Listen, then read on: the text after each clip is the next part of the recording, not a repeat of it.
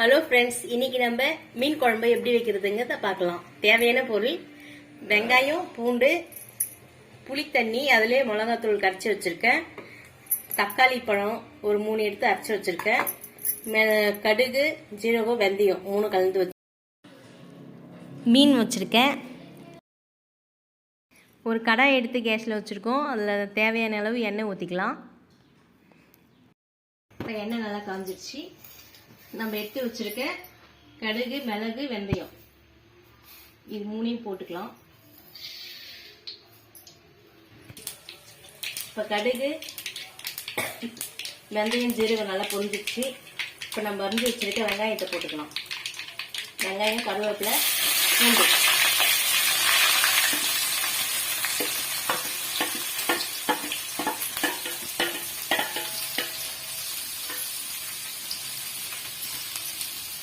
போட்டு நல்லா வதக்கிக்கலாம். இப்போ நம்ம போட்டிருக்க வெங்காயம், தக்காளி எல்லாம் நல்லா வதங்கிடுச்சு. எண்ணெய் நல்லா தனியாக பிரிஞ்சு வருது பாருங்க. இந்த ஸ்டேஜில் நம்ம கரைச்சி வச்சிருக்கோம் பாருங்க புளி தண்ணி. இதுலேயே மிளகாத்தூள், மீன் மசாலா பவுடர்லாம் போட்டு கலந்து வச்சிருக்கேன். இதை எடுத்து ஊற்றிக்குங்க.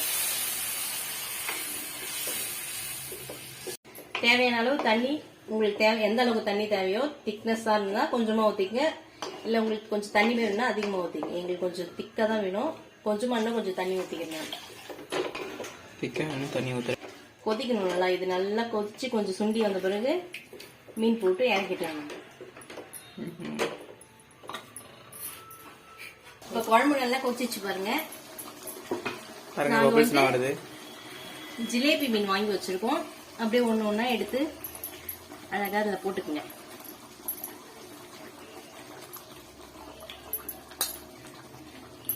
பாருங்க எவ்வளவு திக்னஸா நல்லா இருக்கு பாருங்க குழம்பு.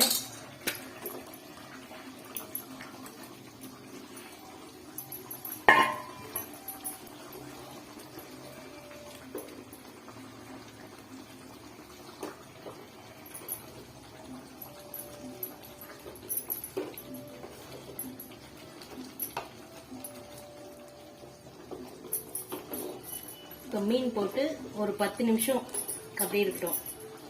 நல்லா வெந்துடும் நல்லா மீன். இப்போ பாருங்க ஃப்ரெண்ட்ஸ், நல்லா மீன் நல்லா வெந்துடுச்சு பாருங்க. எண்ணெய் சைடுலாம் வந்துருக்கு பாருங்க. இப்போ இந்த ஸ்டேஜில் நம்ம கொத்தமல்லி தூவி இறக்கிக்க வேண்டியதுதான். இப்போ சுவையான சூப்பரான மீன் குழம்பு தயார்.